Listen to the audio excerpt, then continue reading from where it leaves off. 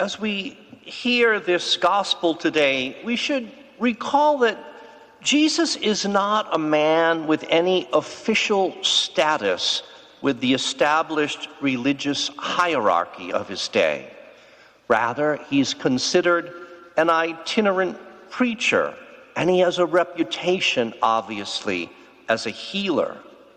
But Jairus is part of the hierarchy, the head of the synagogue in Capernaum. But in a sense, he's willing to forget his own prestigious standing, and out of complete desperation, he goes and humbles himself, falling at the feet of Jesus, begging him to save his daughter from death. Jesus isn't a professional physician either, at least not according to the standards of his day. But the woman afflicted with the hemorrhages for 12 years courageously enters a crowd into which she is actually forbidden to go because bleeding renders her unkosher, unclean. But out of desperation, she goes anyway and stoops down to touch the tassel of the prayer shawl that Jesus, as all Jewish men, customarily wear in that day. And she does so with a well-founded hope that Jesus alone can and he will finally heal her. The humility and ultimately the faith of these very desperate people stands in sharp contrast to the callousness of the paid professional mourners and musicians gathered for a wake at the home of Jairus, who scoff at Jesus, ridicule him when he suggests they might be put out of a job that day because the girl really isn't dead. Because they know, as much with the certainty accessible to them by first century standards, that the girl has already passed away. Those unaffected by sickness nor threatened by death can always afford to be skeptical. The desperate and the brokenhearted have to reach deep within and find trust. Those who are not broken and whose wailing and dirge playing are but a show can afford to be indifferent to Jesus or even regard him with some contempt. Yet those who have no hope other than to seek his help must find faith in him and hold on to it, even if it requires them to do so with white knuckles. We know that this woman and the daughter of Jairus were not left unaided because we're told so by the gospel writer. Yet other than his disciples, the crowd did not learn that the woman with the hemorrhage had been healed. And other than the parents of this young girl and the chosen disciples Jesus invited to accompany him there, no one else was privy to the extent of that miracle which occurred in that room in the home of Jairus. Why? Because if we stop and think about it, if it had become known that a young girl who was certainly dead was now restored to life, then the entire future course of Jesus' public ministry, which at this point in the gospel has just barely begun, would have changed, and he would never have been able to respond to all the requests to reverse the fate of those in similarly dire situations. Indeed, Jesus does have power over life and death, but that can't be fully revealed for all people of all time and every place until the conclusion of his public ministry. On this particular, rather busy day in Capernaum, Jesus cannot help but feel compassion for that afflicted woman and for the fearful parents. And so Jesus exercises his divine power in a limited and discreet way.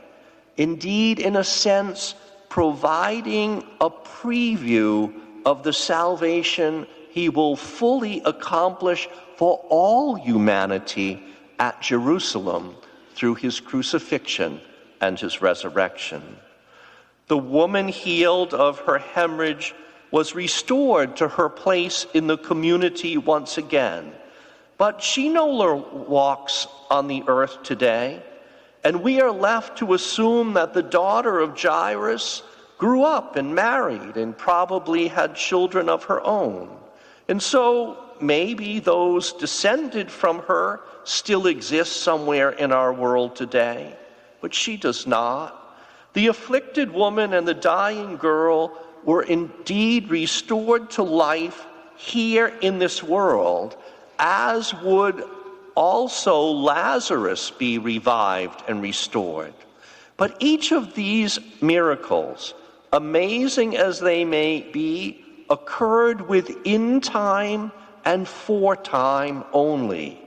It would not be until Jesus himself experienced death, as we all must, and then rose again from it, that eternal salvation is finally and fully accomplished through him.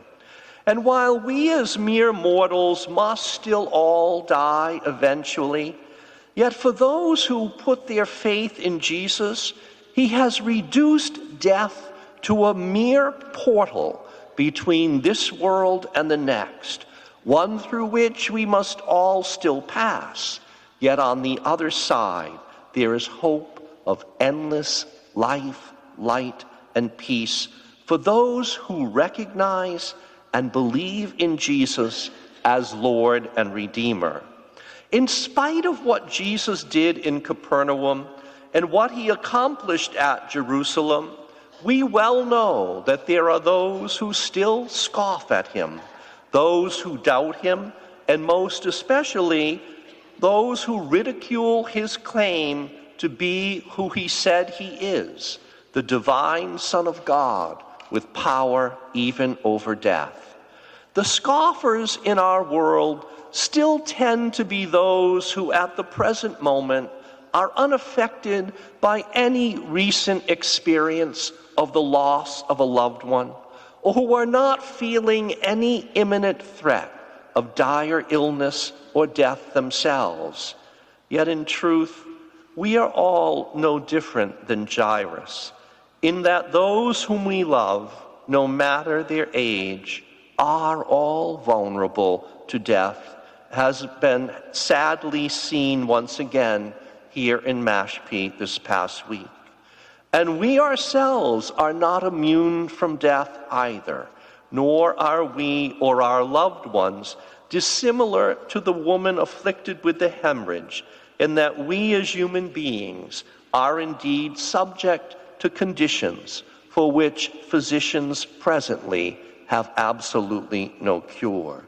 So like the woman in the gospel, let us go to whatever lengths necessary to regularly place ourselves in closest proximity possible to Jesus, so that we can experience his healing power, most especially as he comes among us now, as promised in the Eucharist we celebrate and are privileged to receive. And like Jairus, let us come before Jesus regardless of our status in the world, and with deep humility place ourselves at his feet in worship, admitting our powerlessness as human beings over matters of life and death, thus placing our faith and our trust in Jesus alone. Let the scoffers still scoff, if they dare, at Jesus, and let them ridicule us for trusting in him. Yet as they do, let us never forget that we are actually promised the last laugh, and all indications predict it won't merely be a long one, but actually an endless one.